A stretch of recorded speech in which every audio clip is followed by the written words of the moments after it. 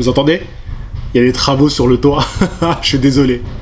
Je vais mettre de la musique en fond, ça devrait camoufler un petit peu.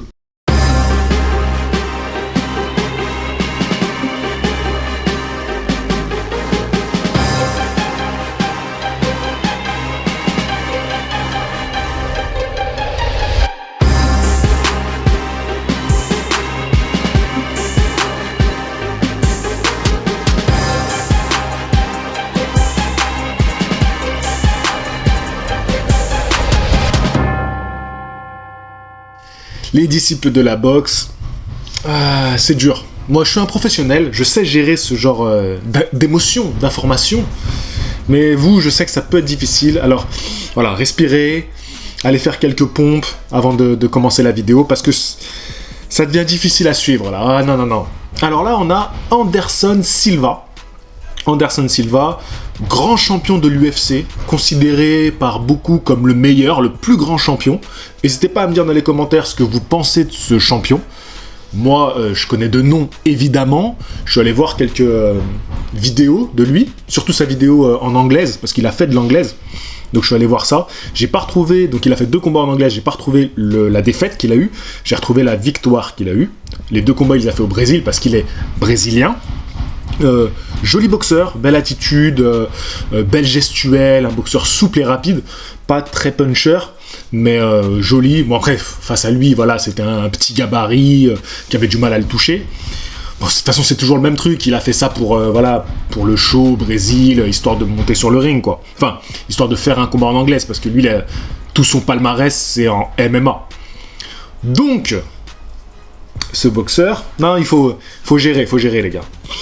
Ce combattant va monter sur le ring dans un combat d'exhibition, dans un vrai combat, il faut dire ça, il faut mentir aux gens, voilà. Dans un combat contre Julio César Chavez Jr. Mais qu'est-ce qu'il fait celui-là? Quand est-ce qu'il va s'arrêter ces bêtises? Il est infernal, il s'arrêtera jamais. Moi je me suis dit, allez, contre Daniel Jacobs, c'était terminé, tu vois, il a compris. Il est arrivé avec des cheveux colorés, hors de forme, hors de poids, alors que c'était un peu sa dernière chance de prouver. Tu vois, il a eu ses grands combats, voilà, et on savait que c'était la merde pour lui, mais là, au moins, brille une dernière fois, espèce de fils de légende. Et non, et voilà, il a encore une fois gâché, il tape vraiment fort, j'espère que... Je sais pas ce qu'ils sont en train de faire, mais peut-être qu'ils vont finir par atterrir dans mon appartement. Bref, ouais. Je savais même pas que derrière, il avait refait des combats. En 2020, il a encore combattu. Il a combattu 2 fois. Et là, ils annoncent ça. Et en plus, il dit qu'il veut revenir en mi-lourd, qu'il veut refaire des combats. Mais qu'est-ce que tu racontes, Julio César Chavez Jr. Qu'est-ce que tu racontes? Et pourtant, je t'ai aimé, hein. Ah oui, je l'ai aimé, oui. Me juge pas, hein. Ne me jugez pas. D'accord? Vous n'êtes pas mon psy. J'en ai parlé à mon psy, il m'a dit que c'était tout à fait normal, parce que sûrement la relation père-fils que moi j'entretiens avec mon père, parce que c'est mon père qui m'a fait aimer la boxe, et que eux, les fils de légende, les fils de boxeurs, ils ont cet entretien à la boxe qui est venu par leur père, tout vient de là, d'accord? Donc ça a du sens. T'es pas là pour me juger, d'accord? Non mais on pète un peu les plombs, c'est vrai, Écoutez, ça fait 1 an qu'on est dans le Covid, d'accord? On a besoin de se détendre. Je fais vraiment abstraction du bruit, mais ça fait grave du bruit là, les travaux. Bon, qu'est-ce que je voulais vous dire d'autre? Moi, je me suis dit, comment ils vont vendre cette affiche? En plus, ça se passe au Mexique. Donc, mais comment ils vont vendre ça? Qui veut voir ça?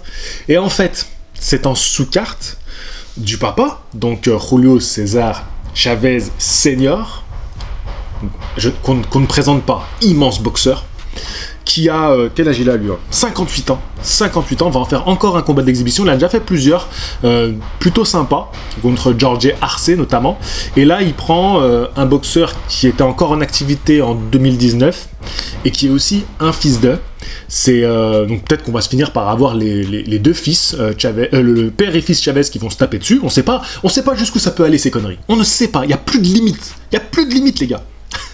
Non, il prend Hector Camacho Jr. et qui a un gros palmarès, mais surtout son papa qui avait un immense palmarès, qui a été champion du monde dans 3 catégories différentes, qui a affronté Duran, qui a affronté Léonard, qui a affronté Trinidad. Bon, immense boxeur. Et je m'en étouffe.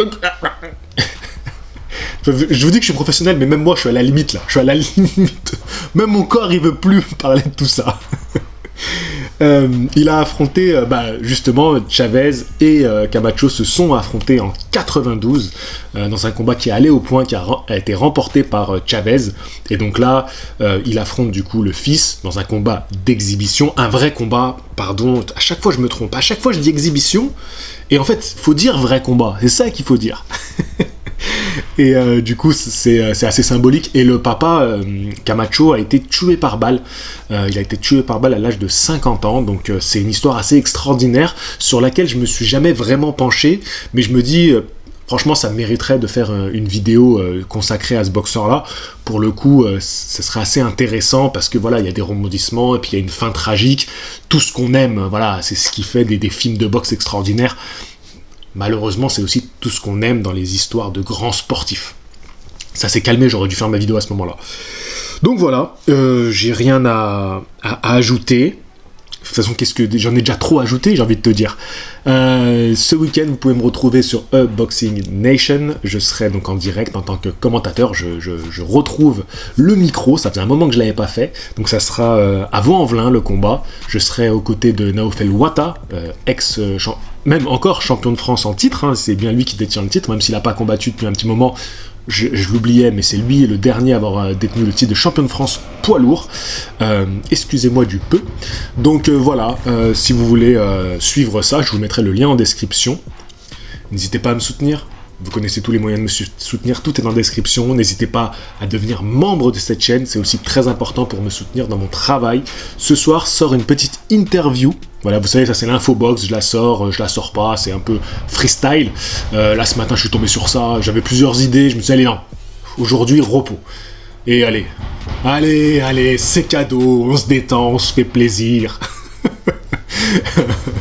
Et qu'est-ce que je disais je sais plus du tout ce que je disais, je suis complètement perdu, trop d'émotions. Je sais plus, de toute façon j'avais fini.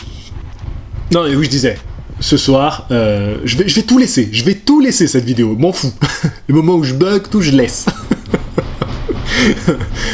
Du coup, ce soir, en interview, vous aurez un boxeur pro qui a développé un complément alimentaire. Franchement, je trouve ça super intéressant. J'ai testé le produit en plus. Donc voilà, il va en parler. Souvent, il y a des personnes qui veulent savoir quel complément utiliser. Bah pour le coup, je vous présente un boxeur qui a développé son complément alimentaire. Voilà, ça sort ce soir. Je vous souhaite une très bonne journée. Courage en ces temps difficiles. Allez, prenez soin de vous, gardez le sourire, gardez l'énergie positive, c'est très important. Je vous dis à la prochaine. Fighting! Je vais te dire un truc que tu sais déjà. Le soleil, les arcs-en-ciel, c'est pas le monde. Il y a de vraies tempêtes, de lourdes épreuves. Aussi grand et fort que tu sois, la vie te mettra à genoux et te laissera comme ça en permanence si tu la laisses faire. Toi, moi, n'importe qui. Personne ne frappe aussi fort que la vie. C'est pas d'être un bon cogneur qui compte. L'important, c'est de se faire cogner et d'aller quand même de l'avant. C'est de pouvoir encaisser sans jamais flancher. C'est comme ça qu'on gagne.